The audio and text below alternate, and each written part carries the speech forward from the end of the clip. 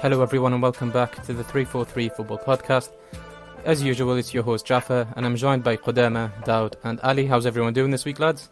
Hello guys. Yeah. You alright? How's everybody?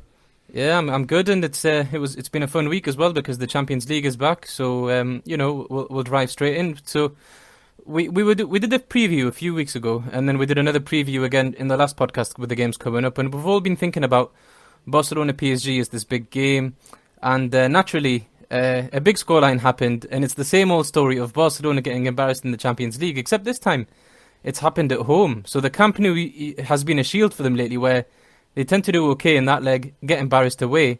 But has the team's performance level sunk even further that now they don't even seem to stand a chance at home? Or is there a lack of crowd effect? What do you guys think? I mean, we'll say that Mbappe stole the show. There was no Neymar or no Di Maria as well. I feel like Barcelona keep finding new depths to sink in terms of their performance level. I mean, it's like you said, it's unusual to see them perform like that at home, but maybe it just goes to show how important fans can be in knockout games, especially like we've seen the effect across the leagues this season. But yeah, I mean, it was quite odd to see Barcelona look so pathetic at home, and I don't really know what can fix Barcelona at this point, to be honest. You know, when it first happened in Rome, I thought, okay, Valverde needs to make sure this doesn't happen again. It happened again under him with Barcelona. They got rid of him. Setien came in, they looked just as fragile. And then Koeman came in, and he has looked like he's improved the mentality of the team. They've become more resilient, but they still just absolutely collapsed. The minute there's a sign of any pressure in a game, they're just gone. And yeah, I honestly don't know. Do you think he's relying too much on the youngsters? At that point. No, I think that's probably something the fans are happy with, to be honest with you. Barcelona's a club famed, especially since the Guardiola era of the last decade, of putting trust in youngsters. I don't know what his issue is. I think, give him some credit in that he had a few injuries in the back. Their defences looked shaky all season, but their attack as well was pretty non-existent against PSG as well. And PSG themselves had loads of injuries, like Jaff mentioned. No Neymar, no Di Maria. But I mean, without that penalty, which you can argue is quite fortuitous as well, I don't think Barcelona would have scored at all. Yeah, and I mean, I only bring up the youngsters because I never feel like whenever I see a youngster come up and make his debut for the first team for Barcelona, I can't remember a time where I haven't thought, oh, that youngster isn't looking good, or that youngster he's not there yet. I feel like every single youngster that comes out of the academy for them always looks good. The difference is, in my opinion, is will he make it into the first team as a Barcelona first 11? And to be honest with you, I don't know if history in the recent times has proven that. I know Ansu Fati probably is the one guy that definitely class player, does it on international stage and on in La Liga. But the other few that are Pedri, Ricard Puig, Trincao, they look good. I mean, even Serginho Dest, he couldn't even handle Mbappe whatsoever. They look good, and I don't know if they're just good enough for Barcelona standard of consistent. I don't know. I'm gonna have to flip that on its head. I think the issue with Barcelona is not so much the amount of youngsters they're playing; it's the actual old guard that are clearly past it. I mean, Busquets was probably one of my favourite players to watch in the last decade, but he's just a passenger in games these days, especially when the team's pressing high. He lost the ball so many times, and when he does have time on the ball, he never really does anything with it now. He used to be the perfect link between defence and midfield and attack, and now he's just looks like he's taking up numbers on the pitch. Jordi Alba as well, didn't really he's not as effective as he used to be. Lost that yard of pace, and his link up with Messi's pretty much dwindled. But I feel like they didn't use him that often on the wing. Well, obviously he was coming up from defence, and he was in really good positions a lot. I just didn't think they used him often enough. Is this Alba? Yeah, Alba. Well, that's the thing with Barcelona. I mean, they're just so static in attack, and when a fullback overlaps and he's looking for a ball, he needs it to be played in quickly. But Barcelona, they get the ball and their transitions are so slow. I mean, look how deep Messi has to come to gather the ball and actually try to do something with it. And I mean, Messi for me is the undisputed greatest of all time, but he's just he's not doing enough as much as he should be as well. Like it's just the senior players in Barcelona for me, they haven't been phased out in time. Like the greatest, like they dominated them in Real Madrid, the 2010s. And I hate to use this example, but if you look at Manchester United, their like sustained success was when Ferguson knew to like get rid of players and start rebuilding. But it looks like to me that the two Spanish giants have waited too long, and now they almost have to rebuild and play catch up at the same time. So I think it'll be a while before we see either of them dominating and challenging for the Champions League again. But PSG, credit to them, they were amazing. I mean, their game plan worked perfectly. I agree. I was just going to say, accrediting PSG is probably the way to go on this one because, I probably expected a little bit more from Barcelona and Messi specifically, but PSG, without having Neymar and Di Maria and still being able to dominate, and, to be honest, their tactics were like, they're pretty standard. I think it was just a case of isolating Mbappe against Dest, and Barcelona had no counter-attack to that in terms of Dembele as the right winger should have been more responsible for tracking back and helping out Dest, but Dest was getting rinsed every time on that flank by Mbappe. And midfield protection-wise, like you've got Frenkie, who's a very mobile, very energetic midfielder, but it seems like his accomplice, as Khodem said, Busquets, massively let the team down. I don't think he can hack it anymore against like the pace and the dynamism that you come up against in the Champions League knockout rounds. And I think that back in the day when it used to be him, Iniesta, and Xavi in full sync, they had so much control of the game that Busquets' physicality was never really something that was, highlighted as a vulnerability. Whereas nowadays, obviously he's older, his legs are slower. He was never really that engine in midfield anyway.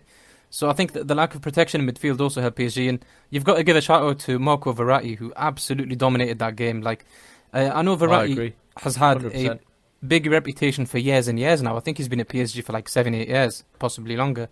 And he seems to. I think Verratti is one of those guys who, in the regular domestic season, especially because nobody really watches Ligue 1, you're not going to really notice his performance levels until the Champions League knockouts come around, or like an international tournament with Italy comes around, and he proves himself time and time again. He's just Barcelona had 100%. No answer for him, had no answer for Mbappe, and I think, to be honest with you, like 4-1 is probably about as good as they could have hoped to walk away with.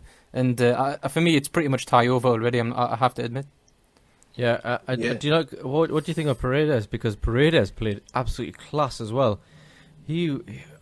I've never seen a guy press so much, and I know he's playing a lot more this season compared to the previous seasons. I don't know if Poch is, trusted in the CDM position for him, CM position, but he's already amassed, I think, is it 17 games this season, whereas all last season he only had 16. So I don't know, Paredes, Verratti, Herrera, they're all playing class. They're all very tenacious midfielders that are always pressing and constantly badgering opposition players. Yeah, I mean, Paredes was really good, and Icardi was really good. Messi must have been looking at them and going, "Where's this one? I'm playing with you guys in Argentina, man." I like that. Yeah, and you're right. I think to a man, PSG were excellent on the night, and obviously it feels like Mbappe in the Haaland era. We'll touch on Haaland later on because we're going to cover the Dortmund game. But I feel like maybe they'll never reach the Messi Ronaldo heights, but I feel like we're coming into an era where you're going to see them dominate the Champions League big nights from now on. Yeah, I think it was a passing of the torch sort of night that evening. With, and we'll touch on it later as well, but obviously with Juventus also crumbling in front of Porto with the Mr. Champions League himself, Ronaldo. Mbappe and Haaland seem to be the two players that are going to be always on the podium fighting for the Ballon d'Or as well.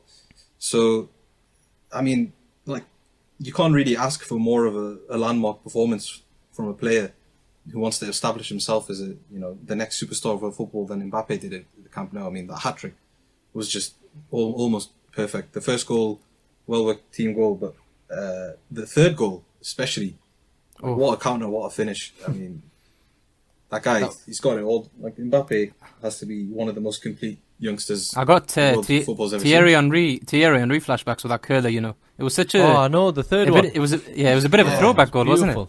It's Just beautiful. opens up his body and just the right foot curler. Yeah, I mean, I'll be honest. Like when we were doing the predictions, I really expected more from Barcelona, but I like, didn't. I said this yeah, before. I did not expect this from Barcelona at all.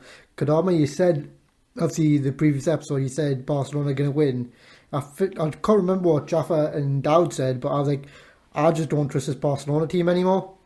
And there's a bit of beef going in that team as well with PK and Griezmann. And did you see that online? Any years? Yeah, I did. Yeah, I think the Yeah, transcription like of them having a go at each other. Yeah. yeah, it's like there's just something wrong, not with just the players themselves, but within the dressing room itself. No pun intended. But yeah, that's where I saw Barcelona crumble the last couple of seasons. Really, there's just something going on there. A bit of tension when Griezmann came in and Suarez yeah, leaving. So you know, it's definitely a toxic environment at the club at the minute. You know, it's just it's not going well from top to bottom. And Barcelona are not a club that are not known for their off the field troubles. It feels like it's a club that kind of almost manages to keep those two lives separate. You know, off the field and on the field. Because yeah, I'm pretty sure even at the time of the Guardiola era of dominance, there was always like some talks about like issues and scandals that were surrounding the club, but they've always managed to keep that separate. And now it seems like it's bleeding in onto the field. And what's really the solution here? I mean, the board's not even fully functioning. They're having the elections. It just seems like a write-off couple of seasons, let alone a season for Barcelona. I mean, the solution is to make it a reality TV instead of EastEnders. That's what I'm saying. It'd be quite interesting. yeah, maybe they'll be able to monetize it and actually get out of their financial troubles. But I mean, do you guys think this is the end of Messi at Barcelona, or do you think This I season, think just like you think his time is over there in general? Like, is he just checked out mentally? I think he was checked out since that semi-final against Liverpool, personally speaking. Like, I know I'm So a the Liverpool entire last fan, season. yeah. I just think he was yeah, I checked would out. say, He's like, I would I say don't want this anymore. That too. Yeah. He's just really peed off. He's like, this is not a standard of Barcelona Football Club. Well, I think it was more. I think it was more the 8-2. To be honest with you, if I was going to highlight a moment where he checked out, because he still gave it another go, didn't he? Another season, new hopes, new beginnings, and then getting smashed 8-2 like that. Yes, the circumstances were unique with neutral ground, not a two-legged tie. To be honest, they should be grateful it wasn't a two-legged tie. It might be even No, worse. the A2 was it No, neutral ground? Yeah, it was after the lockdown Champions League. Yeah. Remember when they were all held in either Germany or Portugal, I believe? No, it was I can't Portugal. remember anymore. I think it Portugal, might be yeah. Porto Stadium, actually, or Benfica's. Oh, okay. Yeah. Yeah. Fair enough. Yeah, I mean, Yeah. I think it's pretty much game over in that tie. I don't know if anyone thinks that Barcelona can make a comeback in Paris, but for me, it's PSG through. Nah, even I'm throwing in the towel for Barcelona, to be honest. I think it's over. Yeah, 4-1, 4-way goals. It's not happening. Let's be honest. Yeah, and then let's get into the second game of that very same night. It was, Liverpool have had well-documented struggles in recent weeks in the Premier League, especially, injury troubles all season. They made those two centre-back signings just before the window closed. And, everyone thought Leipzig is going to be a tricky tie. It's probably not the hardest challenge you can get in the Champions League knockouts, to be honest. But still, Leipzig have shown themselves to be quite a threatening team. And I know that I didn't really watch that game because I watched the 90 of the PSG Barca. But Ali, I know as a Liverpool fan, you had your eyes on that one, and it seemed like it was two errors from Leipzig that gave the goals to Liverpool. But was the performance more dominant 100%. even outside of those errors? Dowd, I'll let you go first. No. I'm just agreeing. I like to put my 100% here and there. Well, I agree. I think personally, it was errors from Leipzig players. Upamecano's, what the hell, man? The last, I mean, as a central defender, as good as he is, to misjudge a ball like that, and I can't say the night got to him because he's been in a few. He's been Champions League exposed matches. before, hasn't he? Yeah, That and is he does make a Upamecano, few. though. Sorry. That is Upamecano, though. It's not something he's not like known to do. He takes risks with the football he plays as centre back, and sometimes it pays off, and sometimes it doesn't. But I would say you know, mostly for better it or pays worse, off though. Mostly it does, pays off. yeah. So I don't think like this is I don't think he's been exposed, as some people said. I think whenever a player has a big money signing, they like always get like very put into the microscope. straight away. Just like people want them to slip up just so they can point at them and say, "Oh, haha!" Like, Yeah, how but much what money was you the guys point have wasted. of people signing them now? Since obviously Bayern Munich's, I think, got him now, but why did Yeah. Manchester United, why did Chelsea, why were Liverpool interested? From playing out in the back and great tackling and great aerial ability. But he's not playing great out of the back though. You know, that's what I don't get. What the other teams see in him? You know what I mean? It Fair wasn't enough. I mean, entirely you his watched the fault, full. Yeah, you watched the full 90. Like, what was Liverpool like throughout the entirety of the game? Man, my eyes were going end to end, man. It was so much pressing, it's unbelievable. You know, it was a good game to watch, just from seeing so many mistakes, not just from Leipzig, but also from Liverpool. Within the first 5 minutes, from what I remember, was Leipzig hit the post, and then Liverpool were up the other end. It was back and forth, and then eventually Liverpool captured, obviously, one of Leipzig's mistakes with, I think, Sabitzer. Is it Sabitzer? Sabitzer, yeah. Sabitzer. He led it. Arrow obviously led to Salah's first goal, and I think it was 5-10 minutes later, Mane exposed Makelele and just exposed that back line yet again. But you got to give Leipzig credit. They came back strong at the end. Wang Hee-chan had quite a few opportunities, and he's turned Liverpool inside out quite a few times before when he played against them with Salzburg. Yeah. Would you say the tie's over then, or would you say anything can happen at Anfield? Well, it might not be in Anfield because people from Germany actually can't come to England due to the COVID variant. So they're looking for another stadium for it to be at. So I wouldn't say it's over, but if that Leipzig turns up, you know, I just fancy another Liverpool win. But you never know. You see what Leipzig did to Manchester United. They turned that around, didn't they? Yeah, definitely. You know, but then they had blunders at the end as well. So you don't know what's going to happen. Yeah, they're very, a very unpredictable team, especially this season, in an unpredictable season. So it might not have the beautiful highlights Barcelona and PSG, but it was a cracking game to watch. Just to see the errors coming through. And Alisson had a decent game, obviously, from the last couple of games he's had. He's been blunder FC, you know what I mean? Yeah. But and Kabak had a good game as well, you know. Yeah, I heard that. Yeah, I heard he had a decent game. Maybe I think I'll definitely be watching that one, to be honest, because the PSG Barca game was just done that ties. Man, that's a write-off, man. That's just a car crash out of that PSG Barca game, let's be honest. Exactly. So I think I'll be tuning into the Liverpool-Leipzig one. I mean, I think before the tie, everyone kind of expected Liverpool to edge it anyway. I mean, I haven't been hiding my admiration of Klopp, and I know that, despite all the issues that Liverpool have been having, in the Champions League and any cup competition, I'll back Liverpool all the way, and I wouldn't be surprised to see them go far anyway. If I was Nagelsmann, which I'm not, because I'm here doing a podcast and not at Leipzig, what I would do is I would actually throw Poulsen up front instead of having Olmo. So you're not obviously playing a fluid front three or whatever you want to do. You have someone who's getting trouble Henderson in the back, so he keeps him a bit more preoccupied. Yeah, I can which see that. Which just makes a bit more sense. Yeah, especially. Is Henderson going to be still playing centre back by the next hour? Yeah, he probably will be. It depends if Fabinho's back or not. Is Ben Pearson going to get a look in? Or Ben Davies, whatever his name is. The new defender. Yeah. What's his name? It is Ben Davies. Yeah. Oh, sorry, beg your pardon. It just reminds me of the Spurs Ben Davies, but I think that's just a board signing, just to, if any other injuries happen, there's just a centre back there. Liverpool can turn a profit on him. Some for 5 million, got him for 1 million. Yeah. So it's not it's not a Championship to Champions League story for the guy then. You never know. You never know. Unless it gets more decimated, which it could go towards that. With the derby coming up against Everton, Everton might want to finish the job on Liverpool and destroy the rest of their back line. So I don't know. Maybe that can happen. Pickford right now is practicing his lunges. I think Pickford's injured, actually. Pickford's injured, I think. I don't think he played the last game. I think it was Olsen. No, I think he played against Man City. I'm pretty sure. Yeah, he did. Yeah, he did. He's back. Oh, I didn't watch that Man City game. I wasn't really paying attention to them.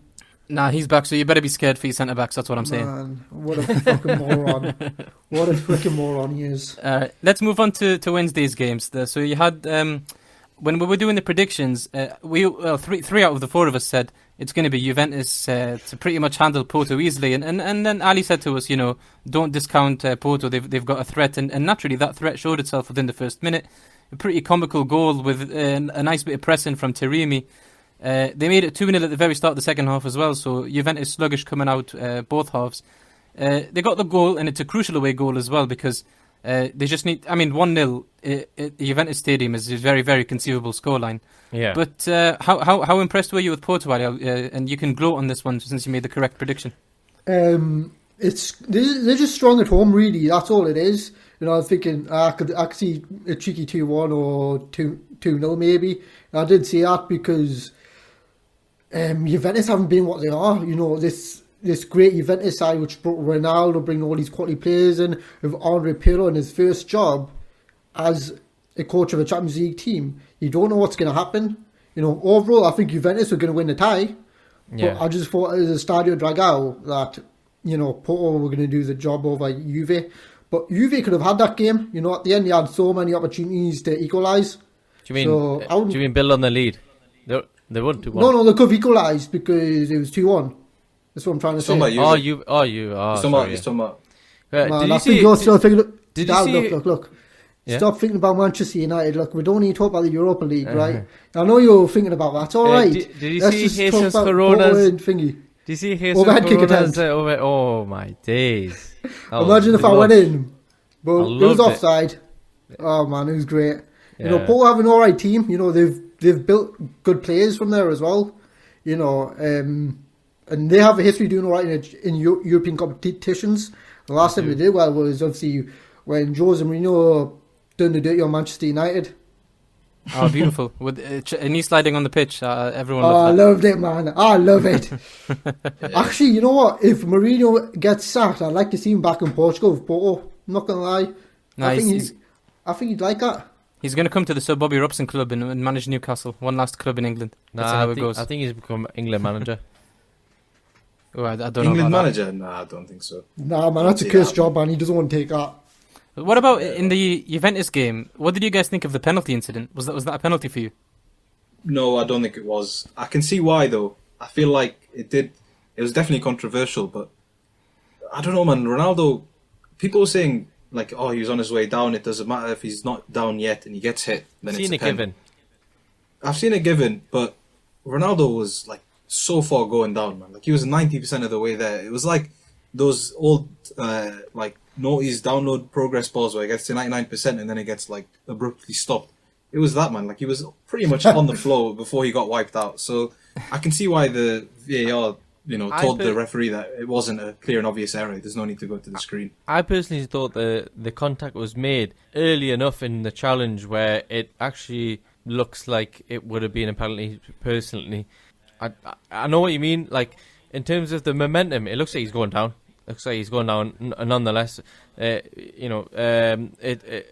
however, I think letter of the law with where he was and when he got touched, it is a penalty. I don't know. It's a soft one, but I wouldn't want my team to have it against. But if it was my team, I would argue all day it's a penalty. Yeah, I think that's definitely probably the best way to put it. Like, if it's given against you, you'd be livid, but if you're given it, you'd be like, it's a Stonewall penalty. So with It's this one, in that territory. with this fixture, do you guys think that Juventus will turn it around in the second leg? Is it theirs for the win? Yeah, I I'd say do. so. Yeah. I think they'd be very disappointed with themselves. I mean, this Juventus is a bit of a Jekyll and Hyde this season. Like, they have looked like they've improved under Pirlo sometimes, and then other games they just look absolutely like they've regressed. So Yeah. I think when the pressure is on, like they did against was it AC Milan when they won at the San Siro, I think when the pressure is on, they can grab the result that they need. But to be honest, out of the four teams, or out of the I think 6 teams we've discussed now in Barca, PSG, Leipzig, Liverpool, Porto and Juventus, I don't see any of these teams winning it. To be honest, I haven't been that overly impressed by all of them. I think PSG probably most likely, but I think it's either going to be still Bayern Munich for me. But I think for Juventus, if Ronaldo misses the game for like an injury or whatever, hope not, but if he does, then I can give Porto maybe it's a 50-50 chance. But as long as Ronaldo's going to be lining up that night, I can see him having one of those like signature Champions League nights where he gets himself a hat-trick in 45 minutes or something. he's just always there, isn't he? Like to have a big moment in the Champions League. It really is like his competition. I feel like the Champions League knockout stage now is synonymous with Ronaldo goals, and that's why I'm pretty confident in saying that Juventus will turn it around on that one.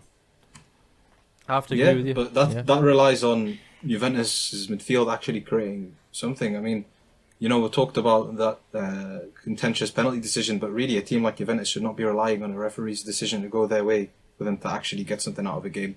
They were absolutely horrendous. I mean, I didn't watch the full 90, but from the reports of the game and the highlights that I watched, that midfield that they have, like was it Bentancur? It's just and Bernardeschi and players like that. They're just not Juve material. They're not going to cut it. They're still chasing that Champions League. They brought in Ronaldo to do it, but they've really forgot the rest of the components, to be honest, that they need. And no, absolutely. Their team's just not strong enough. So we'll get into the last match on the Wednesday night, which is Sevilla Dortmund, and it's Qudama's turn to gloat, because when we were doing our original previews, I gave it to Sevilla, and I'm pretty sure that sentiment was backed by Ali and Daud. And Qudama said, don't discount Dortmund, and on the night, Dortmund were incredibly impressive, and I think even more so because their domestic form has been really poor. And Sevilla have looked like a strong team ever since Lopetegui's came in. They won the Europa League. They're a comfortable Champions League contender now in terms of making it there through the league and doing well in the tournament. So, yeah, I mean, can Qudam tell us a little bit more about why you backed Dortmund and the fact that you were proven right on this night at least? Yeah, it's like I said in last week's episode. In knockout ties, it's when the big players like do the talking sort of thing. And honestly, I think Haaland, out of him and Mbappe, for me, is currently edging it as the better player. I absolutely love watching that guy play, man. Like he's, a lot of people say Mbappe is more complete than him, but I actually find Haaland more complete. I feel like he's I agree with that. Yeah, I feel like his link-up play is incredible. The way he like passes and moves and like 1-2s with Sancho and stuff. He's a battering ram when he wants to be. If he wants to just run through you, he activates Yaya Toure mode and just goes through you. His shots are always are always with power and on target. Like one of those strikers that just never seems to fluff his shot. Like knows exactly what way to strike the ball every time. Like the way he opened up himself for the for the third goal, and then just slotted it in that bottom corner. Like he opens up himself so quickly. Like he's such an impressive footballer. And when you have he's so intelligent someone like that on your for team, his age. yeah, he's also really, a beast. Exactly, yeah, physically, man. So when you have a player like that on your team in a knockout tie, I'm always gonna if the rest of the teams are quite even, I'm always gonna back the team that has that edge. Yeah. But at the end, Sevilla got goals and Dortmund were a bit leaky as well. So this is why I was saying Sevilla still have a chance. I still think Sevilla might go through. Oh yeah, definitely. I mean, the German teams, I don't know if you watched, like, when we talk primarily about the Champions League, but I don't know if you saw in the Europa League as well, how much of the German teams just love conceding goals. Like the Leverkusen conceded 3, I mean, and Leipzig play that high was defenses. strange, that, actually. Leverkusen were like 3-0 down at half point against Young Boys. They were getting touched up, no pun intended, but Exactly, man. but no, I mean, German teams are currently in that, the philosophy of not all out attack, but prioritizing the attack, very high lines, and will outscore the opposition. Yeah, pressing high lines, and even Bayern Munich are not like immune to that. I mean, they've had games this season where they've conceded 4 or 3 many times, literally just the weekend gone. So I think that's probably one of the reasons why you can never back the German teams too much. Just on the Haaland Mbappe debate, Daud, I want to ask you a question. If somebody came to you and said to you, you've got to form a club with the objective of winning the Champions League, and it was sort of like in a fantasy scenario where you had to pick that top striker, and you had the choice between Haaland and Mbappe, who's your pick? Either Haaland or Mbappe. Yeah, you've got to pick one. Oh, it's a hard pick, isn't it? It depends on what team you'd want to go, but in terms of if you had to pick to fit into any team, well, that's why I've phrased it this way, because it's up to you what sort of team you build. Who do you want to build it around? Who do you want to build it around? I like Mbappe. Yeah. I'm not going to lie, and I just think Mbappe's been doing it longer. He's been more accomplished for longer. He's just getting started. Do you know what I mean? The party's just starting with him. With Haaland, I feel like few more seasons the way he's going, and then I would say probably he'll pip it for me. Isn't he one Champions League goal behind Mbappe though and you've been saying Mbappe's been doing a bit longer. It just shows how great Haaland No, is. I think- Yeah, I Haaland's think been he's class. more than one. He's more than one goal. I think Mbappe has 24 Champions League goals, whereas Haaland has, I think, 18. It's crazy. He's Oh, not far off. I think The it difference is might be in the age before 21 or something. I could remember it was some strange fact. maybe. But the mad thing is, I mean, it's hard to compare because Mbappe doesn't really play out and out striker, whereas Haaland does. I think Haaland has more Champions League goals than Champions League games, so just goes to show what level he's currently playing at. He's just an absolute. What were you, monster. Jeff? Who do you think? I Who would pick you rather Haaland. have? I would pick Haaland because I think to build a squad around a central striker like him who can be the focal point, but he can also drift in the channels. He's got like the difference for me, and I could be totally wrong, and I could be proven, this could be proven to be a bit of an idiotic analysis in the future, but I think that Mbappe will struggle against the low block against defenders, for example, like Atletico Madrid, who will do a job of man marking him, doubling up on him on the wing when he drifts wides. Whereas I feel like the answer to Haaland's game, he's such a threat that he can do it in between the channels. He can do it in the hold-up sense. He can do it from set pieces, and dropping deep to link play. I think he's a bit more of an intelligent footballer than Mbappe at this stage. So I would pick Haaland for me. Yeah, definitely. I'm always surprised when I read that people are saying, Mbappe is the more complete player. I think there's a thing now where to people complete means technical, and maybe Mbappe, can dribble a tiny bit better. But even then, I'd still give it to Haaland. But like maybe Mbappe is faster, can do more tricks, so people just assume complete. But yeah, Haaland is just jack of all trades, master of all almost in a way. Like, he's just an absolutely incredible footballer for such a young guy. I mean, let's get into next week's preview because that was a really nice roundup of the midweek games just gone. First one up is Atletico Madrid against Chelsea, and the complexion of this tie has completely changed because there's been a managerial change at Chelsea with Lampard gone and now Thomas Tuchel in. Has that managerial change affected how you see this game going, Ali? No. So that's it. What's your Just thoughts on this one? How do you think it's going to go next week? Where's it going to be played, the first leg? I believe that the first one is in Spain. Well, Spain. hopefully, COVID permitting, it's in Spain. Right. I've said this many times before. Luis Suarez is my favourite player of all time. Of all the players you could pick, Luis Suarez is my favourite player. And just seeing what he's done this season, it's unbelievable. And having a young player like João Felix next to him, and having a coach similar mentality to Suarez, like Diego Simeone, it's going to be hard to break that team down. And mentally, they're tough to beat. Like last season, they took out this so-called Liverpool team, which were unbeaten. In a couple of seconds, they took them out. Yeah, it was a few blunders by Adrian, but Chelsea, they have blunders in them too. You look at Kepa and Mendy. They've made a few blunders this season. I just don't see how Tuchel tactically can outdo Simeone when he's going to play two blocks of four and have two people up front. Well, I think I just don't see it. In terms of Tuchel tactically, he's been doing a back five, hasn't he? And I feel like he's been doing it in preparation for this game. And he's got, like, for example, like Callum Hudson-Odoi is a wing back at the moment in that lineup. I actually think that Chelsea could surprise a few people. Yes, Atletico Madrid have been stellar in the league, but lately they've been dropping points. Actually, not necessarily losing, but just dropping silly points with draws against. I believe it was Getafe that they drew to the other day.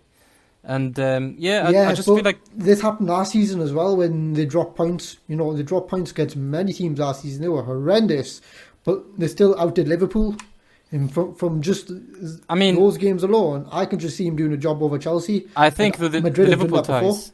I see where you're coming from, but I think the Liverpool ties, you've also got to take in the context the Adrian mistakes, because Liverpool totally dominated that second game, and without those mistakes, like you can't legislate for your keeper doing that sort of thing on the night. And yeah, but I have more belief that Kepa or Mendy are going to make that sort of blunder against Atletico Madrid.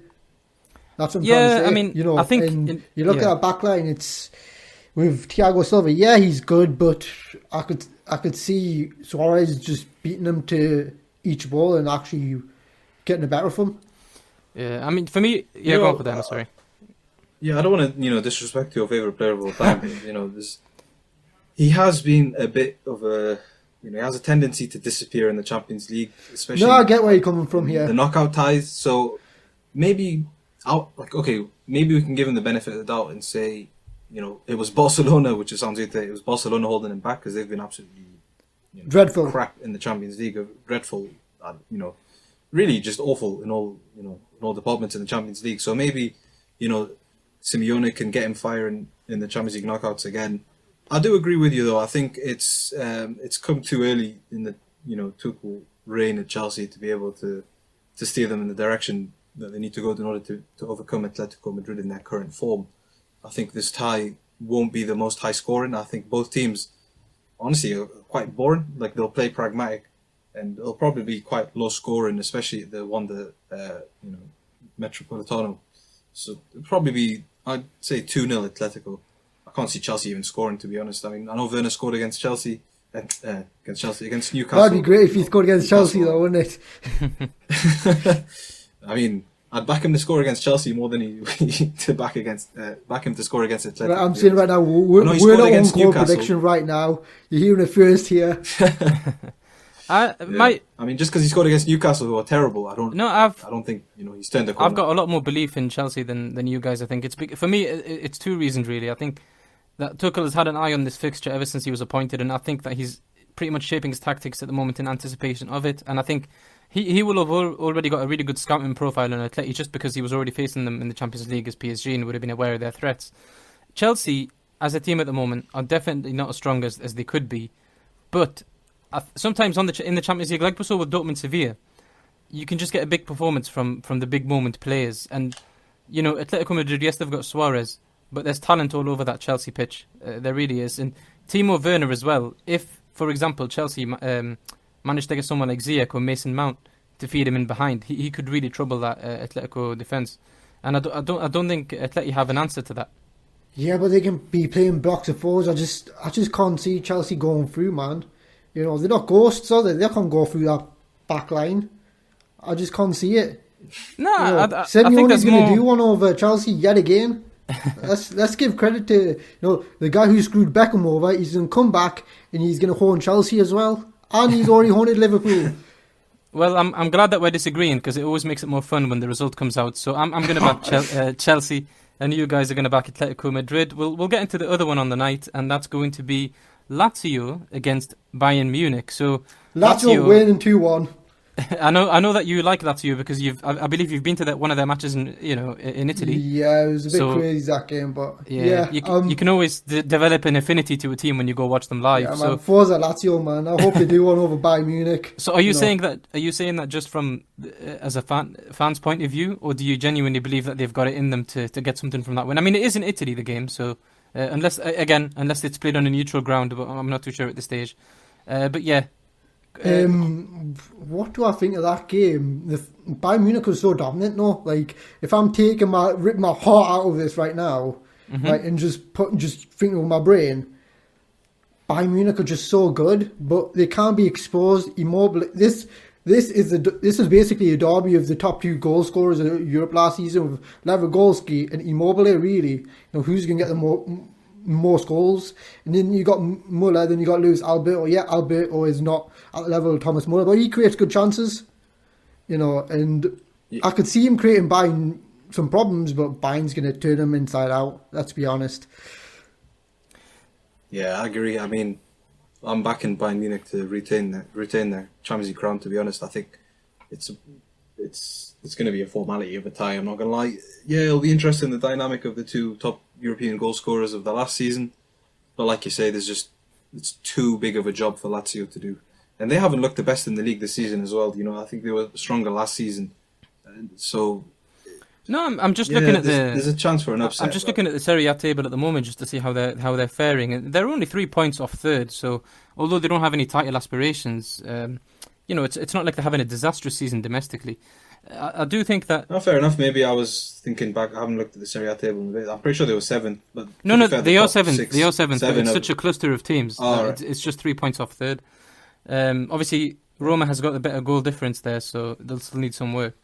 Now, in terms of the that tie, yes, I think the natural conclusion for all of us, I know sometimes we tend to disagree on maybe certain matches, but it's hard to put it past Bayern Munich. You know, they're the holders. They've been in monstrous form under Hansi Flick. I believe, at the time of speaking, he's got more trophies than he's got losses with the team. So I think that goes to show you everything. And, you know, Bayern Munich, they don't really seem to have like the type of mentality or the type of deficiency where they bottle it on certain nights. So I remember a few years ago, they lost pretty badly in Porto, and everyone was like, oh, that's it, they're gone, they're in really bad shape. Absolutely destroyed them at the Allianz. I think it was like 6 or 7, wasn't it? And so it's the type of team that if they do take a hurtful loss on the night, they tend to stay in the game and finish the job on the second leg. Yeah, I've got no hope for Lazio, which is a shame because Lazio is actually a pretty fun team. I wish that they had a more winnable tie because they are an enjoyable team to watch. And I would have loved to watch Leipzig versus Lazio. That would have been an interesting game to watch. Be honest. Oh, massively so, yeah. And then leave it to. I want to see Atletico versus PSG. To be honest, that's the game I want to see happen at some point. Yeah, I mean, they could happen down the line, of course. But yeah, so get some final predictions on this one. I'll actually give you guys a scoreline. I think Bayern's going to win at like 3-1 on the night. I'm going to stick to what I said, Lazio 2-1 if it's at home. If it's at the Allianz, Bayern's going to roll them over like the German machine they are with their 4x4 Mercedes SUV. So what can I say? 3-0 to Bayern versus Lazio for me. No, I think with Lazio being at home, they can grab a goal. Bayern, you're not the most solid defensively. I'd say I agree with Jeff. I'd say 3-1. It's probably maybe 4-1 to be honest. Yeah, I'd say 4-1 Bayern. It's going to be a bit of a blowout. Yeah, and we'll see how it goes, and of course we'll talk through all 4 of those fixtures on the next recording. Thanks a lot for joining me, lads. It's been fun, and Dowd, as always, like to give you the duties of promoting the podcast. Yeah, thank you, Jeff. So yeah, we're on all major podcasting sites: Spotify, Apple Podcasts, Google Podcasts. As usual, we are posting videos on YouTube, so please share it with your friends, like it and subscribe. This is the first time I'm saying it. I think we've got to a stage with this that we're pretty happy and we'll get going. And in the comments section, especially in the YouTube part, and on Spotify, you can sometimes leave comments or give us an email at thedressingroom9@gmail.com and what you like and what you don't like and what you think we could improve on. So yeah, and also follow us on the Dressing Room on Facebook if you want to find out when we release an episode. And that's everything. So thank you guys for this week again. Bye bye now. Cheers, thank you. Adios.